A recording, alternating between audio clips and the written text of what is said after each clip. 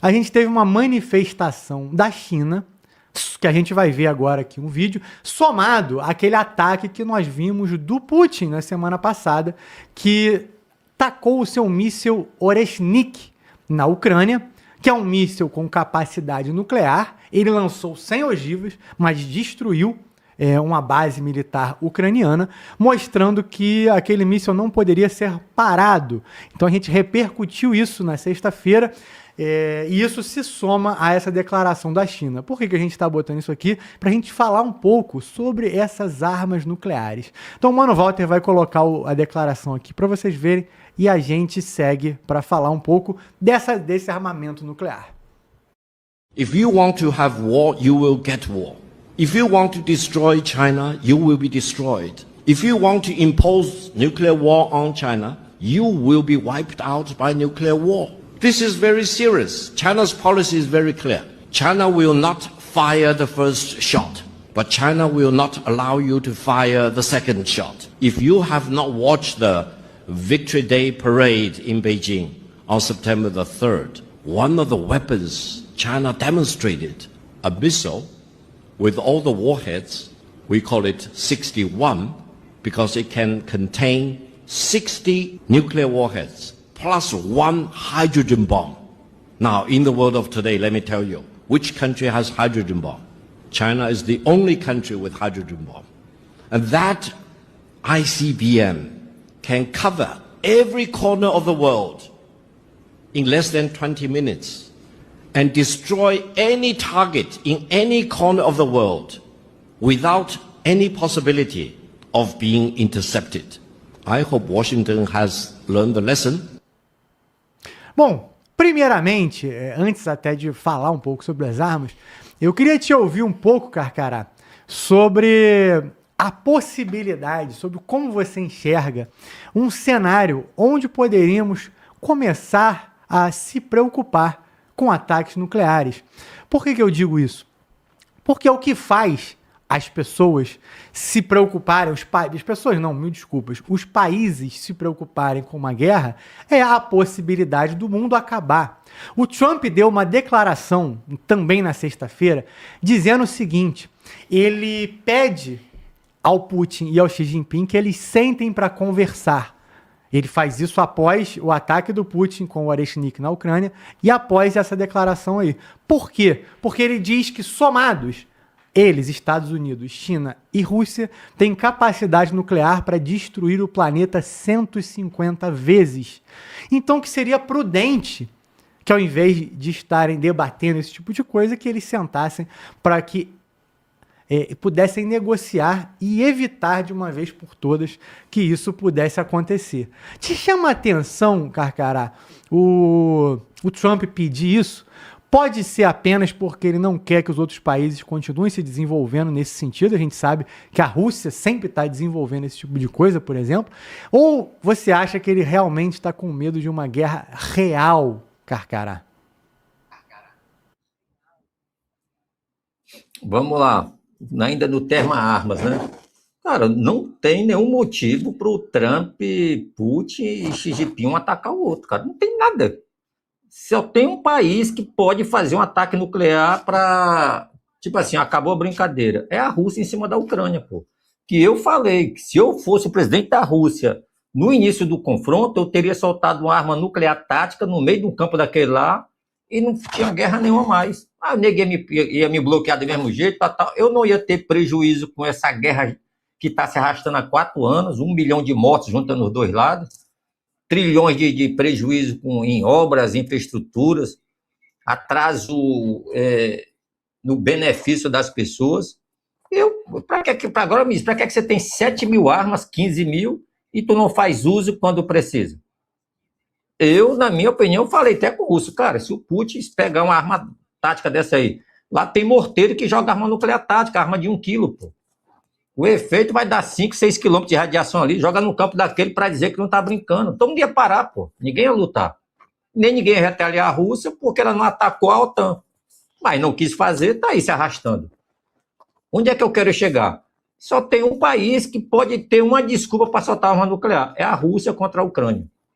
Ou se alguma coisa sair do eixo, Índia e Paquistão. O que eu acho que eles não irão fazer porque é destruição mútua assegurada, entendeu? Agora, por que a China iria soltar arma nuclear nos Estados Unidos? Não tem motivo. Por que o americano faria isso com a China? Também não tem explicação nem motivo, porque não estão em confrontação, não estão lutando em lados opostos. A China, tecnicamente, não passa de um adversário econômico. O americano fica puto porque a China chegando no comércio internacional e a Rússia não é ameaça para os Estados Unidos, pô. Nunca que os russos sequer vão ali perturbar os americanos. É o contrário, o americano que vai lá usando a proxy, usando a OTAN como desculpa e vai lá perturbar as fronteiras russas, pô. E mesmo assim não existe ameaça existencial russa para o Vladimir Putin soltar um Satan 2 desse da vida aí, né? Que é a evolução, o Satan 2, que é a evolução do Satan 1, né? Que é o míssil Sarmat. Mas, cara, isso aí. E o que o Putin falou é verdade, o que o Trump fala é verdade. Eles têm condição de destruir o mundo 150, 200, 300 vezes, pô. E se a Rússia for usar os mísseis Poseidon, os torpedos, aí fudeu, cara. Entendeu? Aí é inabitável por 1 milhão de anos aí a Terra aí. Mas eu espero que seja só retórica. O Trump fala isso para mostrar que não tem medo, né, cara? Porque o Biden era aquele velho gagá, cagão nas calças, né? Todo mundo fazia o que queria, avacalhava, tomava as eleições, fraudavam as urnas, ditador tirando onda aqui na América Latina, vagabundo, amante do crime organizado junto com o Maduro aí, querendo usurpar as eleições. E o cara chegou tocando zaralho, né, rapaz? Tem um canal desse mesmo pessoal aí que fala que foram usadas armas apocalípticas na Venezuela, que o Trump é o anticristo. Cara, rapaz, tá cheio de gente na internet, viu, amigo Eric? Usando a boa-fé das pessoas e o medo para ganhar like, não sei o que mais lá. Todo dia um apocalipse. Um dia desse era o 3 e Atlas. Aí nego me ligou, aí, cara, o 3 e Atlas, o que tem o 3 e Atlas, cara? Não, isso aqui deu cara, o 3 e Atlas é um asteroide gigantesco, formato angular, cheio de cavidade, cheio de gelo.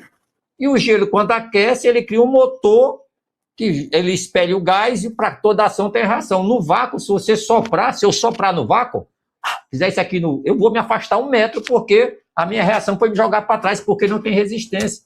A mesma coisa acontece com o 3 e Atlas, só que esse pessoal fala que é uma nave espacial alienígena. Eu acredito nos aliens. Inclusive, o anjo é um alien, que ele não é da Terra. Agora, ficar transformando tudo em apocalipse, em demônio, é que é foda, né, cara? Ainda bem que tem o Fala Glauber, a gente veio aqui explicar que essa arma da Venezuela é uma arma, nada mais é que uma arma acústica. A arma, se for usada para fazer o mal. Se for para fazer o bem, não é arma. É um equipamento de resgate ou de aviso prévio. Entendeu? Mas é isso aí, camarada. Então, o que o Trump falou é verdade. Não é destruir o planeta. Não temos arma nuclear o suficiente para partir a Terra no meio. Isso é verdade, não temos. Mas para destruir a população 150 vezes ou mais aí, com certeza é verdade, né? Se o americano tem 150, a Rússia tem 300. E a China deve ter metade do planeta aí, que ela tem poucas armas nucleares. A Coreia do Norte destrói algumas cidades. E assim vai, meu amigo. É isso aí. Muito bom, Carcará.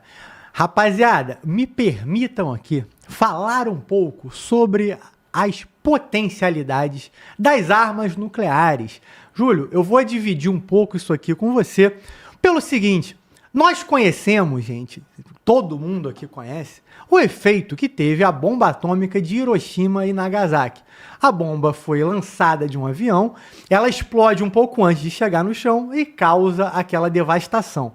Para muita gente, essa é a única forma de se fazer arma nuclear. Você joga uma bomba, ela explode, destrói tudo e acabou. Só que existem diversas formas, e eu vou usar uma palavra complicada aqui, formas criativas de se utilizar essa energia nuclear. A Rússia é a que mais tem quantidades, ou seja, mais tipos de quantidade também, tá? Mas é a que tem mais tipos diferentes de se utilizar essas armas atômicas. Então, eu separei 6 delas aqui para que você pudesse ter uma noção dessas armas, e vou debater um pouco aqui com o Júlio Roque. Porque essa que a gente citou de Hiroshima e Nagasaki, vocês já conhecem. Inclusive, o Oreshnik, que foi lançado na Ucrânia, se tivesse com ogivas nucleares, teria um efeito parecido. O diferencial do Oreshnik é que ele é um míssil imparável. Mesmo que você avise que vai atacar, você não tem como parar. Ele vai explodir, a única coisa que você pode fazer é lançar outro míssil em direção à Rússia. Então, vamos lá, Júlio Roque. A gente tem aqui 6 tipos de armas que a Rússia tem, que eu estou chamando aqui de efeito criativo, tá, gente? Mas existem diversos outros efeitos. Então, vamos lá. Um mais conhecido, talvez, que roda na internet, são as bombas subaquáticas, armas nucleares subaquáticas. A Rússia tem um arsenal delas. E eles seriam lançadas pelo navio chamado Poseidon, aqui em português. E eles têm esses nomes mesmo, tá, gente? O Carcará citou ali o Satã 1 e Satã 2. Sim, é o nome mesmo, o nome que é dado. O nome é Satã. Né? Nesse caso aqui, Poseidon, nomes de deuses. E o Poseidon, ele teria a capacidade de, com uma arma nuclear subaquática, explodir no mar. Esse mar geraria uma pseudo-tsunami que devastaria, né, toda a costa de um país, de uma localidade, porque essa água seria radioativa. Então, você torna aquilo inabitável, porque é uma tsunami radioativa. Simplesmente isso. A Rússia também tem o que seriam as armas nucleares antissatelitais, que são armas que você utilizaria não só para destruir os satélites, lembrando que os efeitos disso são parar GPS, parar sinal de comunicação, parar nossa internet, enfim, eu acho que só sobraria sinais de rádio numa situação como essa. Hoje é a arma que os militares estadunidenses mais se preocupam que a Rússia possa vir a usar. Sabe por quê? Porque não mataria nenhuma pessoa. Então fica até difícil você ir lá e mandar uma arma para explodir um país e matar milhares, 300, 500, 1 milhão de pessoas se ninguém morreu nesse cenário. Citando aqui um outro caso, esse um pouco mais curioso, seriam as bombas de explosão subterrânea. Elas são feitas para destruir todo um terreno, mas na parte de baixo. Você destruiria... não sei se chama bunkers, né, militares que existem ao redor do mundo, milhares. Os Estados Unidos têm milhares desses bunkers ao redor do mundo e as pessoas não fazem ideia de onde eles se encontram. Então a Rússia, ao soltar esse tipo de arma, impediria esses bunkers de continuarem existindo, tornaria toda aquela terra subterrânea improdutiva, geraria inclusive problemas até, dizem, em placas tectônicas. Então esse também é um desses efeitos. Júlio, pegando essas 3 aí, depois eu jogo as outras 3 para passar aí pro Carcará e pro comandante Vilas Boas, é muito curioso, porque o DW, que eu sempre trago aqui, porque eu acho que eles têm grandes analistas e se preocupam com a geopolítica de forma que a gente não vê a Europa se preocupando tanto. DW é um jornal um jornal alemão, que muita gente diz que é uma referência ali na Europa. E lembrando aí que a Alemanha esteve à frente aí da Primeira e da Segunda Guerra Mundial, e sempre que a Alemanha fala em guerra, todo mundo se preocupa, né? Mas vamos lá, Júlio. O DW colocou a seguinte análise sobre essas armas, de que se elas forem utilizadas, elas não seriam simplesmente utilizadas para matar pessoas, elas seriam usadas de formas criativas, por isso eu peguei esses efeitos de armas, de forma que você não conseguiria simplesmente sair tacando e matando outras pessoas. Porque imagina que o Putin resolve utilizar isso numa área de algum país que não tem a população. Vamos dar como exemplo o Poseidon. Você jogou uma tsunami radioativa numa área que você tornou ela completamente devastada e inabitável por anos, porém, matou quem? Ninguém. Seria uma ótima forma de você causar medo no seu inimigo, mostrando o efeito prático dessa arma e sem matar ninguém. Júlio Roque, queria te ouvir um pouco. Bem, Eric, você tem razão. A atitude que quando você vai usar uma arma nuclear, a gente pode exemplificar aqui numa régua histórica, né, num cronograma histórico, apenas uma vez pelos Estados Unidos sobre o Japão, Hiroshima e Nagasaki, apenas 2 bombas. Hoje em dia, as armas nucleares têm 100, 1000, até 2.000 vezes, né, o poder da arma que foi jogada no Japão. Então são armas poderosíssimas. Estamos falando de armas que destruiriam países inteiros com apenas um ataque. Foram medidas até quilotons, né, que significa quilogramas de toneladas de 1.000 vezes toneladas de TNT, que é um comparativo para você ter uma noção da explosão, já está em megatons, que seria megatoneladas de dinamite. São coisas assim inimagináveis. Então, como você disse, a criatividade agora está em modificar e ter várias alternativas do uso desse tipo de arma. E você citou, né? Subaquática, intraterrena para casos de bunkers ou túneis, e as armas jogadas de maneira aérea. Que satelital. Satelital também, né? Muito bom. Por falar no satelital, é interessante porque quando você usa um tipo de arma dessa, você muito bem salientou, você não está oferecendo nenhum risco à população, você está querendo impedir as comunicações dos satélites. Porém, quando você usa arma nuclear na atmosfera, você mexe com o campo eletromagnético. E para quem não sabe, o campo eletromagnético da Terra, ajudado pela atmosfera, que é uma coisa gasosa, esses dois trabalhando juntos, eles nos protegem de várias coisas, de radiações, neutrinos, né? Protege a aurora boreal, que é um fenômeno que vem das radiações do espaço, e aí você vai e mexe com isso tudo. Com certeza, com essa explosão de um míssil satelital, Eric, você ia mexer nas plantações, você ia mexer na vida dos animais e até mesmo na radiação que sua pele pega durante o dia, porque esse escudo seria, né, fragilizado por essas armas, ou até mesmo destruído por essas armas nucleares jogadas para destruir satélites. Isso a gente está especificando apenas um tipo, né? Que é o tipo que menos afetaria os humanos no planeta. E como você falou da bomba que, né, ela explode antes de atingir o solo. Bem, isso é feito para você maximizar o poder da explosão. Quando você deixa a bomba tocar ao solo, grande parte da energia é dissipada no solo. Então, quando você faz um cálculo onde você vê o guarda-chuva da explosão atingindo o seu máximo, né, em diâmetro, é ali que você tem a altura da bomba para você explodir antes. Então você não tem nenhuma dissipação no terreno, você atinge uma área muito maior, por ser omnidirecional. O que seria omnidirecional? Em todas as direções. Tudo que quando explode vai em todas as direções. Se ela estiver no solo, parte dessa energia é perdida no solo, e é o que eles não querem, porque eles querem destruir e assassinar o maior número de pessoas com o uso de uma bomba dessa. Então o que nós estamos vendo é a arte da maldade. Porém, eu dou uma pequena esperança, que aqui é a opinião do Júlio Roque. Minha opinião é a seguinte: essas armas nunca mais serão usadas, né? Essa é minha opinião. Essas armas, elas têm o poder dissuasório, o poder de dissuasão, é saber que tem para que ninguém mexa com você. E esse clube é um clube fechado, de poucos membros, um clube tão fechado que eles mesmos decidem quem entra e quem sai.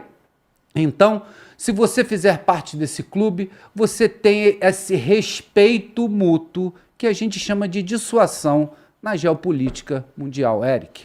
Mas você descartaria, Júlio, só para finalizar essa questão, um exemplo como esse que eu dei agora há pouco, que não é meu, obviamente, eu só trouxe aqui pro programa, de que o Putin poderia usar um teste desse em algum local inabitável que destruiria essa região, mas não mataria ninguém, o que impediria que outro país atacasse a Rússia para matar pessoas? Ótima pergunta, Eric. O que você está falando é um uso estratégico. Você tenta minimizar o número de vítimas, mas maximizar a sua tarefa. Por exemplo, dando um exemplo aqui clássico, tirar toda uma plantação de um certo tipo de alimento de uma população inteira. É o que você está colocando, né, dentro dos autos ali, dentro das possibilidades. E isso nada mais é do que estratégia. E se você quer estratégia aí, ó, vem na Estratégia Concursos. Pô, QR Code aqui com desconto, é o curso, né, que mais aprova nos concursos. E, né, esse papo todo falando de mísseis que não podem matar, mísseis, uso de armas nucleares, tudo isso envolve estratégia. Então, vem no estratégia aqui que você vai ter a estratégia da sua vida, né? Vai ficar um pouco despreocupado em ser mandado embora. Então, vem de estratégia com o curso aí que mais oferece vagas e que mais aprova aí no mercado. Mas voltando a falar sobre essa dinâmica nuclear, na minha concepção, mesmo num uso estratégico ou tático, como disse o Carcará, existem bombas, né? Existe um filme, né? O filme real de um teste de uma bomba nuclear dentro de uma munição de um obuseiro 155. Então, eles chegaram ao patamar de transformar a bomba nuclear, de colocá-la dentro de uma ogiva, de uma munição de um canhão e lançá-la, né, com esse dispositivo. Ela não foi muito bem aceita em seus testes, mas ela existiu e tem o teste na internet. O que o Carcará disse é muito importante. É uma explosão nuclear controlada em alguns quilômetros de raio para ser destruído. E quanto mais energia você bota, mais produto radioativo você coloca, gente colocando plutônio, gente colocando urânio super enriquecido, e é isso que desempenha a cadeia que faz uma explosão gigantesca. Então, esse uso tático para mim não vai acontecer, porque dá menção para os países do clubinho fechado a qual eu falei também usarem. E se todo mundo usar, são 150 vezes. Aliás, 149, que a gente vai ser pulverizado no primeiro momento. Então, são 149 vezes que fica de lambuja ainda para nós nos destruirmos. Muito bom, Júlio. Comandante Vilas Boas. Outra informação que eu quero trazer aqui é que a declaração do Putin, uma das declarações do Putin por esses dias, foi de que só chegaria-se a esse ponto se efetivamente algum dos inimigos da Rússia tentassem invadir o território russo. Agora, o ponto que fica é, no momento em que o Putin declara, por exemplo, vários territórios ucranianos como territórios russos, efetivamente, quando essa guerra acabar, se isso não ficar acordado, mas a Rússia disser isso aqui é nosso, ele poderia usar qualquer tipo de ataque ou defesa nesse sentido nuclear. E aí nós trazemos aqui mais 2 tipos de armas nucleares, além dessas 3 que a gente comentou agora há pouco, 4 se contar de explosão, como do Oreshnik. Trazemos mais 2 armas aqui, que são as armas que ele poderia usar em um campo de combate. São elas a EMP nuclear e as bombas de radiação aumentada. Por que essas 2 armas? Porque a primeira, essa EMP radioativa nuclear, ambas têm um efeito de espaço muito curto. A primeira serve para... é uma energia nuclear feita para destruir infraestrutura, ou seja, para destruir tudo que é eletrônico naquela área, para destruir tudo, veículos militares, porém, sem afetar as pessoas. Eu não sei exatamente como isso funciona, eu juro pra vocês que eu tentei descobrir, mas é muito complexo. A única coisa que eu sei é que esse tipo de coisa existe. Se algum dos nossos comentaristas souber, fique à vontade. Mas seria uma energia radioativa que consegue não acessar as pessoas. E a outra, que seria essa bomba de radiação aumentada, que é feita de nêutrons, ela também teria um pequeno raio de alcance e ela tem o efeito oposto. Nesse caso, é quando você quer matar aquelas pessoas, mas não quer que aquele efeito radioativo fique naquela região por muito tempo e também não quer destruir nenhum tipo de infraestrutura. Ela é feita para defesa. Se você invade a Rússia e o Putin fala, eu já disse, ninguém vai invadir esse lugar. Ele poderia usar uma bomba dessa para que a sua própria estrutura do seu país não fosse afetada, mas aquelas tropas fossem eliminadas. Então, assim, o universo de possibilidades é enorme. Comandante Vilas Boas, gostaria de te ouvir aí dentro desse assunto. Lembrando que tudo isso começou com a declaração da China, que a gente mostrou aqui, e o ataque do Putin à Ucrânia com o míssil Oreshnik. Eric, o que está por trás disso tudo, na minha opinião, é que a gente observa aí, mas às vezes a gente vai se entrando em tanto assunto, né, tanta coisa para falar. tanta coisa que a gente vai se debruçando que depois a gente às vezes tem que dar um passo atrás para enxergar o que está por trás, o aspecto maior, o aspecto macro, né? O que a gente consegue observar claramente nesses últimos anos é que o mundo está entrando numa fase de crise mundial, né? Então a gente vê aí atores importantes do mundo se rearmando cada vez mais, colocando as suas garras de fora, colocando seus, digamos, objetivos nacionais permanentes de forma muito ostensiva, ou seja, tirando aquilo de forma velada, dizendo muito claro o que querem, o que vieram fazer, como estão fazendo. Então a gente exemplifica isso nas ações da Rússia na Ucrânia, tá? Aí vamos se reportar desde 2014, com a invasão da Crimeia, Sebastopol, toda aquela situação. A gente vem repercutindo aqui claramente, né, as intenções claras, né, da China em relação a Taiwan. A gente vê um movimento expansionista muito grande e agora, ultimamente, não tão ultimamente, a gente vê um outro player global, Estados Unidos, se posicionando e fazendo, na verdade, o que a gente pode tentar entender até como um contrapeso ao movimento bipolar que estava dominando o mundo. Mas o fato claro por trás de tudo isso é que a gente vê o mundo se rearmando e tentando se expandir e brigando por Groenlândia, brigando pelo Ártico, de forma clara. O que acontecia somente de uma forma meio que subterfúgio, né? Debaixo dos panos, digamos assim. Então, a corrida espacial nunca deixou de existir, a corrida pelo Ártico nunca deixou de existir, a briga por Taiwan, pelas novas jotas da seda, nunca deixou de existir. O que a gente vê hoje é a gente tendo acesso maior à informação e discutindo de uma forma mais apropriada questões que envolvem o mundo como um todo. Então, dentro desse aspecto, a questão da estratégia nuclear também não é nova, né? Só que daria um programa inteiro só para a gente ficar discutindo estratégia nuclear desde as suas origens, o que aconteceu, né? Desde a época do Projeto Manhattan, o Oppenheimer aí que virou questão de filme, aí que as pessoas começaram a ter uma noção um pouco melhor do que aconteceu naquela época do Projeto Manhattan, da corrida nuclear dos Estados Unidos, que não era contra a Rússia, era contra a Alemanha, né? Digamos isso de forma clara. Os alemães muito provavelmente teriam o domínio, né, da bomba e da fusão nuclear, da fissão nuclear antes dos Estados Unidos. O Albert Einstein estava envolvido nisso, né, escreveu sobre isso, pediu ao presidente norte-americano para acelerar o projeto que acabou culminando com o Projeto Manhattan. E depois a gente viu toda a repercussão de justamente depois que a Rússia dominou a tecnologia da bomba nuclear, como é que esses dois grandes polos foram justamente se comportando nisso que era uma possibilidade, como o Carcará falou, que também faz parte da estratégia nuclear, que é o termo em inglês do MED, que é a destruição mútua assegurada. Então, o mundo não sabia, na verdade, até hoje a gente não sabe direito como lidar com a posse dessa possibilidade, digamos assim, mesmo sendo cacofônico, de saber que um país ou outro, ou agora 9 países, no caso 10, se a gente considerar que o Irã também faz parte desse clube nuclear, que como cada um desses pode iniciar o fim do mundo com a capacidade, como dita pelo Trump, de destruir o mundo até 150 vezes. Então, a gente tem que entender isso.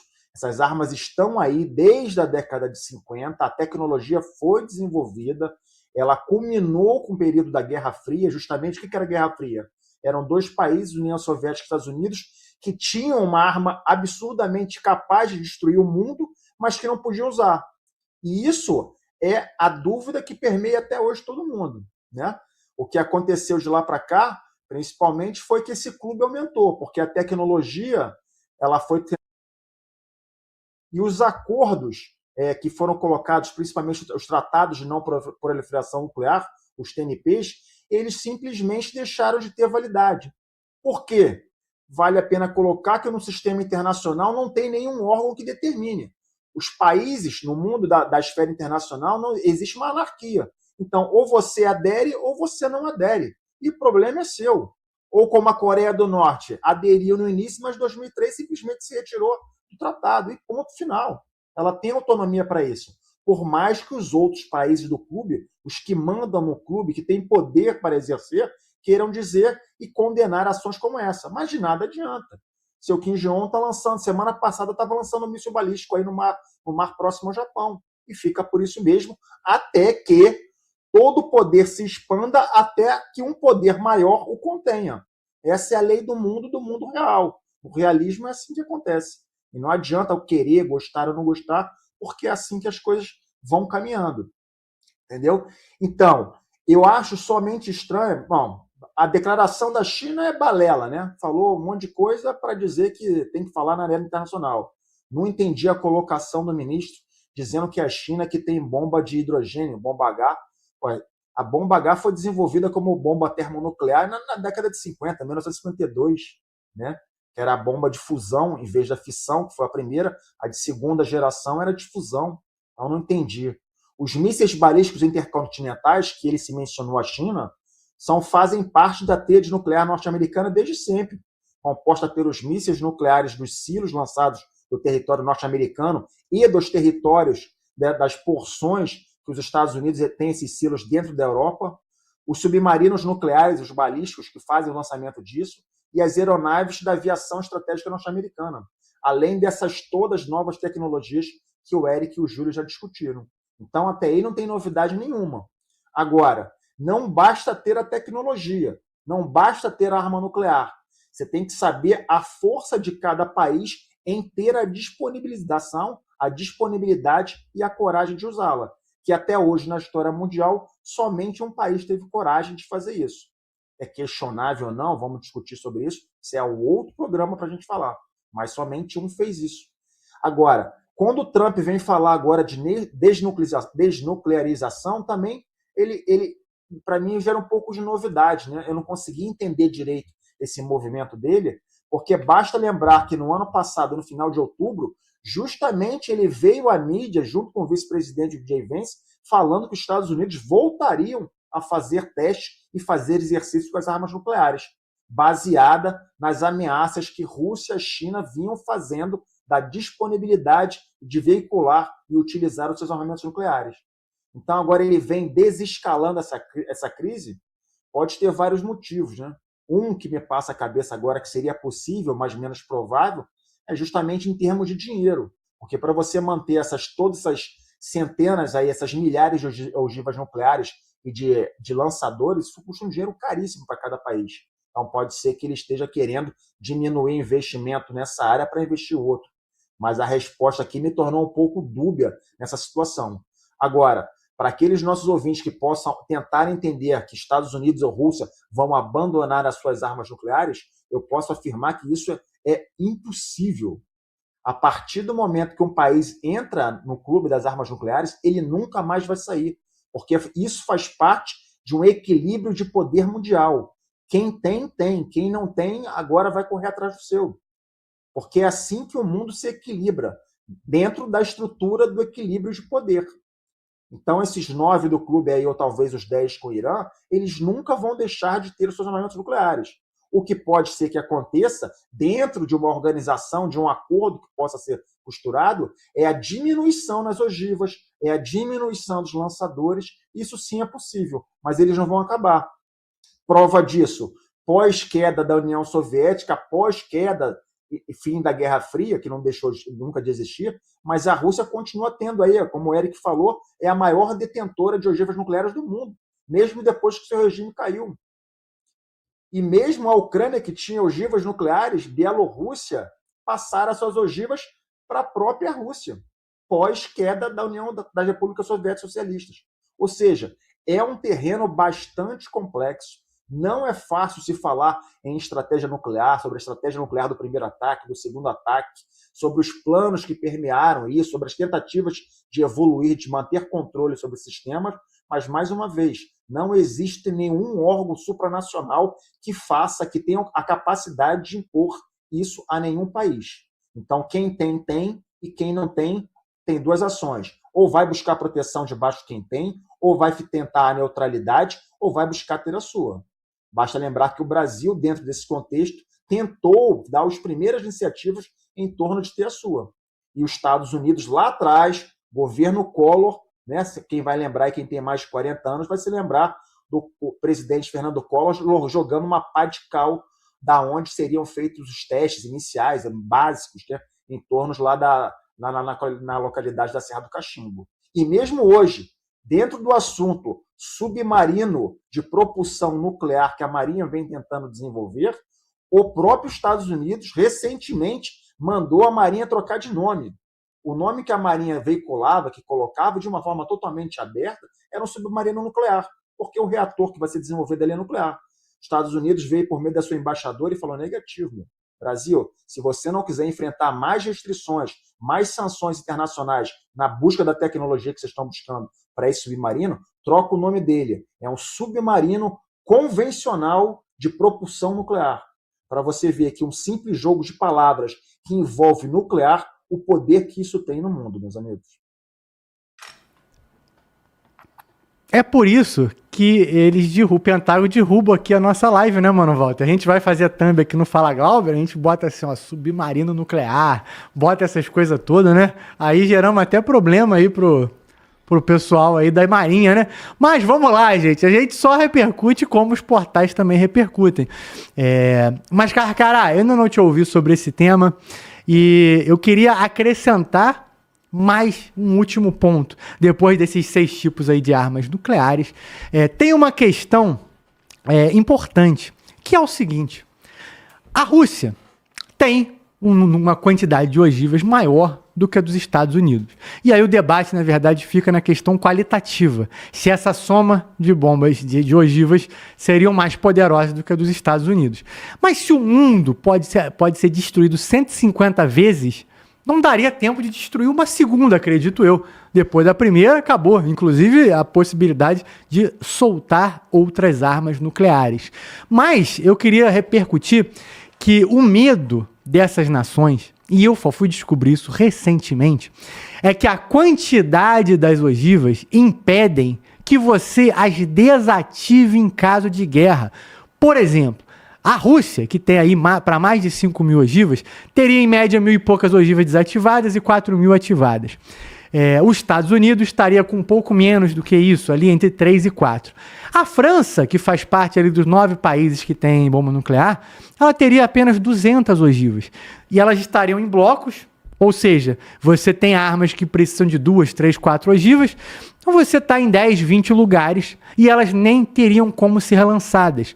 Então, se alguém quiser criar uma guerra com a França e impedir que ela utilize armas nucleares, você consegue que um país, principalmente como Estados Unidos, como Rússia, explodir, desativar essas bombas, destruí-las, sem que elas se tornem uma ameaça. Mas é impossível fazer isso com a Rússia e com os Estados Unidos, porque eles têm isso pelo mundo todo. Você precisa, o motivo da Rússia ter mais ogivas do que os Estados Unidos é que você não consegue desativar todas elas ao mesmo tempo.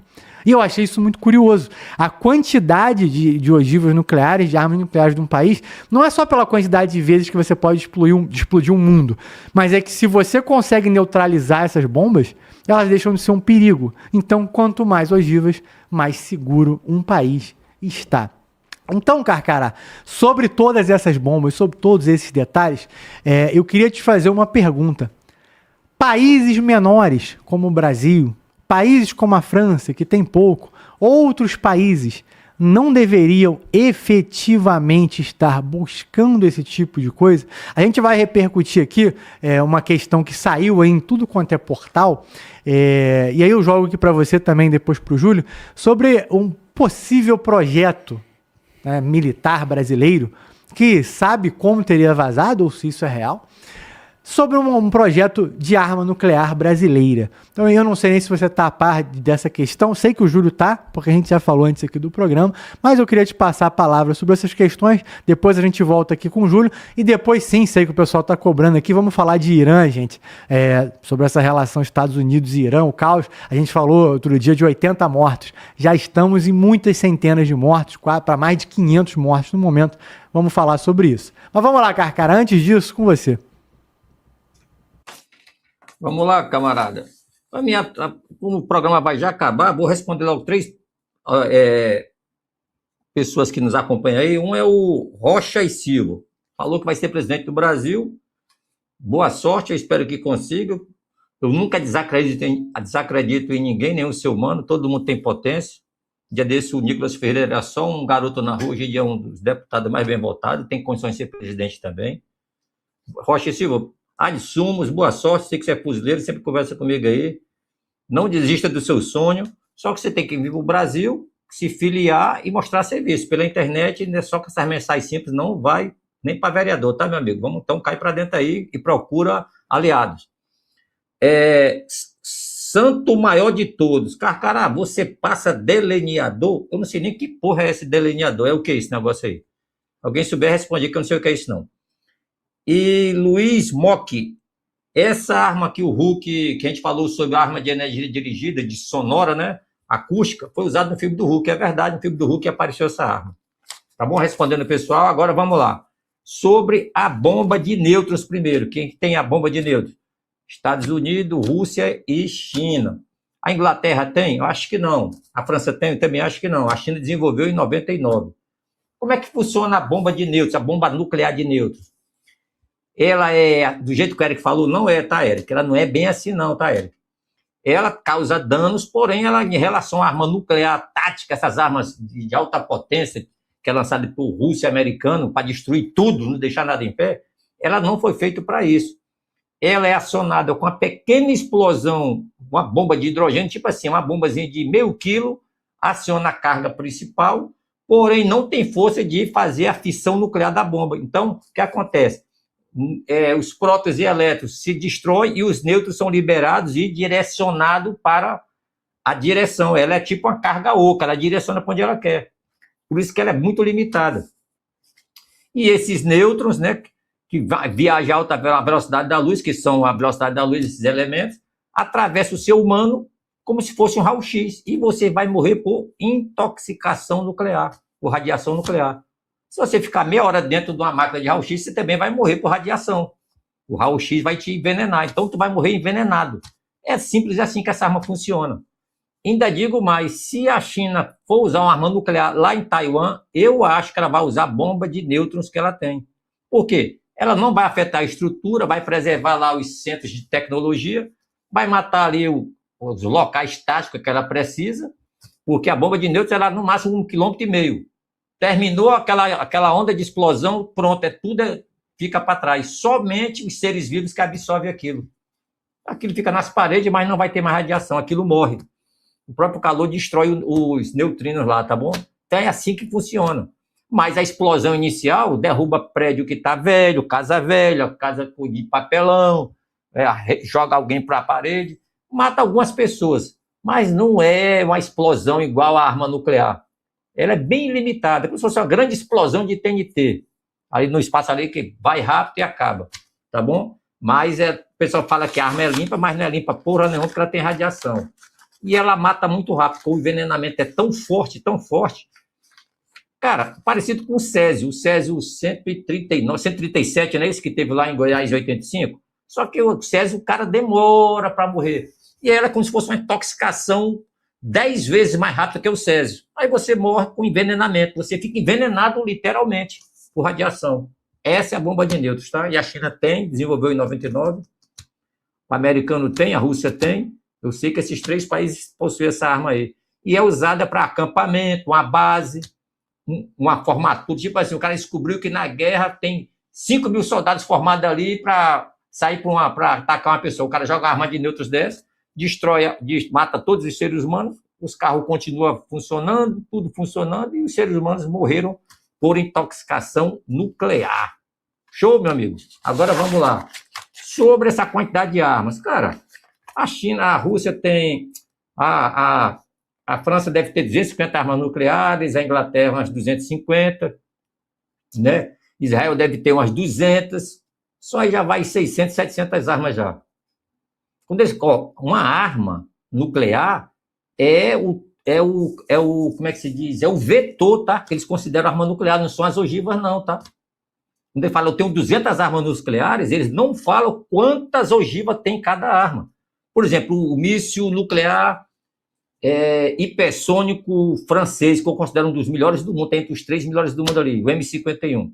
Porra, ele vai a 35 mil km por hora, 33 mil. Ele carrega 16 ogivas. Só que a França conta como um. Ela não está contando quantas ogivas tem lá dentro. Quando a Rússia fala assim, eu tenho 1.500 lançadores. Porra, meu irmão, aí cara, é 10, 14 ogivas dentro de cada arma daquele ali. Ali, aqueles foguetes gigantescos, é só o transportador, é só o vetor, é só a carona para levar essas armas. Entendeu? Então, não tem como calcular, fica todo mundo mentindo para todo mundo, pô. Entendeu? Peraí, o cara tá falando de arma nuclear ou de ogiva, que são coisas totalmente diferentes. Então, meu amigo, o buraco é mais embaixo. Sobre as armas de nêutrons, eu acho que eu dei alguma palhazinha aí, que nunca ouvi ninguém falar sobre arma de nêutron, explicando como é que funciona, nunca vi em lugar nenhum. E a China tem essa arma e, tecnicamente, se ela for usar uma arma nuclear lá em Taiwan, com certeza vai ser uma bomba de nêutrons, cara. Valeu? É isso aí.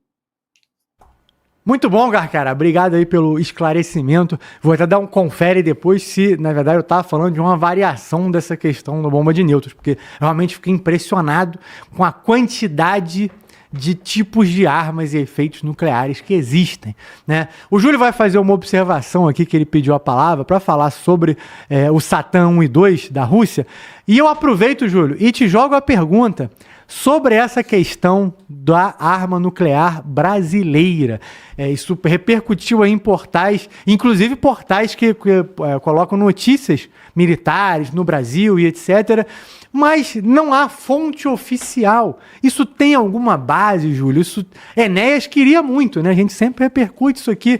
Então, assim, o que você pode trazer pra gente sobre isso? Dá para ter alguma esperança? Não dá? Isso é verdade? É mentira? Bem, vamos começar primeiro pelo míssil Satan e Satan 2. Né? Esses nomes tão populares e tão chamativos são nomes que o Ocidente dá para as armas russas. Por exemplo, o nome do míssil é Sarmat, né? Então, no mundo ocidental, ele é apelidado, né, no hall da OTAN de Satã. Então, podemos exemplificar o MiG-25, por exemplo, no mundo do Ocidente é chamado de Foxbat e o MiG-31 Foxhound. Então, nomes específicos, por exemplo, o Igla 9K38, ele é apelidado de Igla, Sukhoi 25, pé de sapo, Frogfoot.